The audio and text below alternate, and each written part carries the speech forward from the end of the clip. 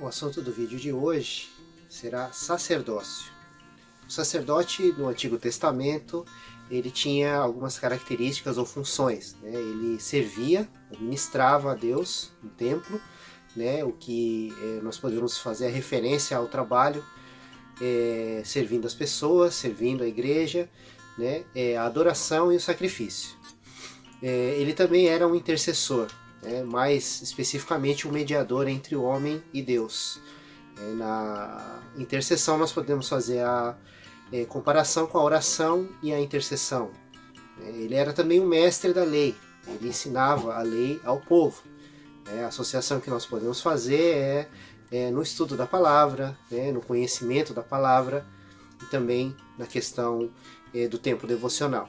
E nós podemos também ver que os sacerdotes no Antigo Testamento eles eram escolhidos por Deus, eles foram escolhidos por Deus para fazerem esse ofício, e a associação que nós podemos fazer é com a santidade e o testemunho. Em 1 Pedro, no capítulo 2, versículo 9, Pedro diz o seguinte: vocês, porém, são geração eleita, sacerdócio real, nação santa, povo de propriedade exclusiva de Deus, a fim de proclamar as virtudes daquele que nos chamou das trevas para a sua maravilhosa luz. Pedro ele está fazendo uma referência a um outro versículo que se encontra em Êxodo, no capítulo 19, versículos 5 e 6, onde Deus diz ao povo de Israel: agora, pois, se ouvirem atentamente a minha voz e guardarem a minha aliança, vocês serão minha propriedade peculiar entre todos os povos. Porque toda a terra é minha, e vocês serão, para mim, um reino de sacerdotes e uma nação santa.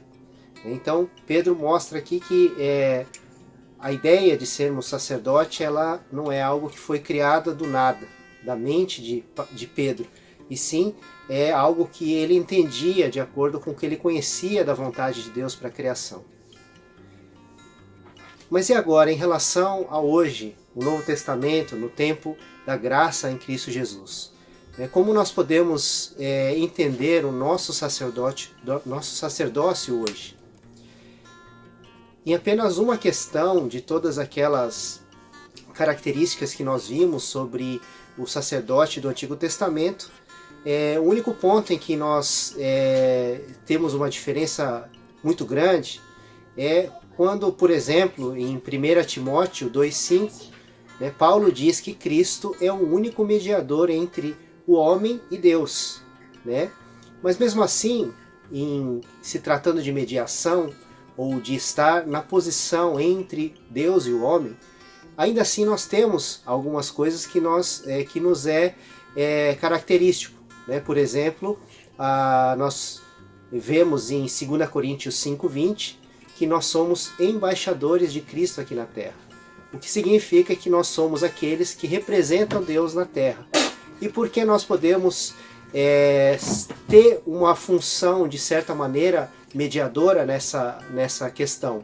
Porque as pessoas não conhecem a Deus e elas, por estarem com o seu espírito morto, por causa do pecado, elas não têm como conhecer a Deus.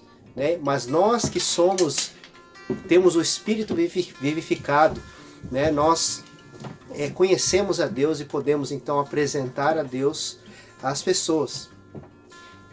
Fora essa questão da mediação, as outras funções sacerdotais, elas continuam valendo nos dias de hoje. Nós servimos as pessoas, servimos em nossa casa, ministramos em nossa casa, ministramos na igreja, nós oferecemos sacrifício de adoração, nós adoramos ao Senhor. Nós somos intercessores, em oração e intercessão, oramos por aqueles que ainda não conhecem a Cristo e somos mediadores, em um certo sentido, como vimos, para realmente mostrar o amor de Deus para as pessoas.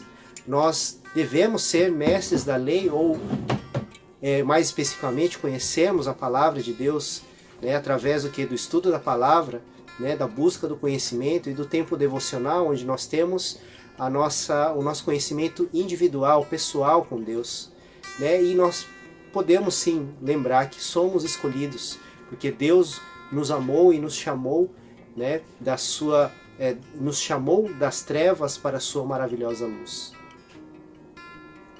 Agora, nós temos todas essas características, e no caso estamos falando sobre sacerdócio, ou sermos sacerdotes, e Pedro ele traz no versículo 9, né, do capítulo 2 de 1 Pedro, que existe uma finalidade para sermos isso.